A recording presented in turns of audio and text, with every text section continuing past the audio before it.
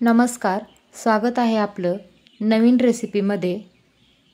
आज आपण पाहणार आहोत मेथीच्या भाजीची एकदम झटपट होणारी रेसिपी। मेथीची भाजी निवडून ठेवलेली असेल तर खूप पटकन होते। तर या ठिकाणी मी इथे निवडून ठेवलेली भाजी घेतलेली आहे। तिला 3 ते 4 पाण्याने स्वच्छ धुवून घेतली आहे। भाजीला खूप माती वगैरे लावलेली असते, तर 4-5 पाण्याने तरी क्लीन करावी। मिक्सरचं भांडं घेतले, त्यामध्ये 3 ते 4 मिरच्या, 4-5 लसणाच्या पाकळ्या, कच्चे शेंगदाणे घेतलेले आहेत। कच्चे शेंगदाणे घेतल्यानंतर त्याची टेस्ट खूप छान लागते। थोडेसे जिरे सुद्धा ॲड केलेले आहेत। ते मिक्सरला फिरवून घेतले। हे अशा प्रकारे थोडंसं जाडसरच ठेवायचे।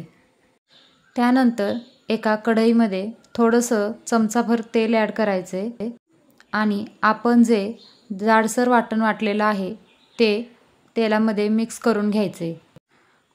ते वाटण जास्त शिजूही द्यायचं नाही, परंतु मिरचीचा थोडासा कच्चेपणा कमी झाला की त्यामध्ये आपण स्वच्छ धुवून घेतलेली मेथी टाकायची। मेथीची भाजी टाकल्यानंतर तिला लगेच हलवून घ्यायची। गरम गरम कढई असेल तर मेथीची भाजी पटकन कमी होते। जे वाटण घेतलेलं होतं ते पूर्ण भाजीमध्ये मिक्स करून घ्यायचे। भाजीला अजिबात पाणी टाकायचं नाही, धुवून घेतलेले पाणीच त्याला सुटते। हे पहा, चांगल्या प्रकारे सगळीकडे शेंगदाण्याचा कूट पसरलेला आहे। आणि महत्त्वाचं म्हणजे ज्यावेळेस भाजी कमी होईल त्यानंतरच त्याच्यामध्ये मीठ ॲड करायचे। आता भाजीवर झाकण ठेवून 1-2-3 मिनटं फक्त तिला शिजू द्यायची। 1-2 वेळा मध्ये मध्ये झाकण काढून तिला चांगल्या प्रकारे हलवून घ्यायची, नाहीतर भाजी खाली लागण्याची शक्यता असते। आपली भाजी इथे तयार झालेली आहे।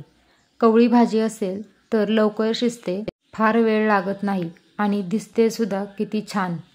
जाडसर शेंगदाणे ठेवल्यामुळे खाताना मध्ये मध्ये खूप छान लागतात आणि मेथीची भाजी खाण्यासाठी खूप हेल्दी देखील असते।